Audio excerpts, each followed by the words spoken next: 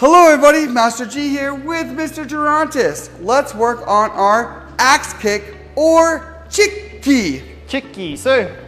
One more, Chicky. Chicky. So the axe kick is one of the few kicks that we do in Tang Soo Do that does not have a load.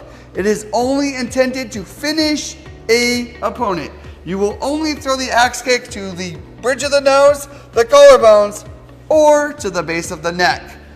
It's not done anywhere else. So start in a fighting stance. You're gonna swing your back leg up like a pendulum as high as you can. And then you're gonna clench your bum and you're gonna swing it back with the same amount of power, hitting with your heel. The same action as chopping wood. Hey! Hey! Good, and obviously we're not gonna have him slam his heel on the ground. That's silly because we don't wanna injure our teachers. So, when you're throwing it not to pads, point your toes. But when you're throwing it to anything else, toes up. Hey! Hey! Opposite foot. Hey! Hey! Hey!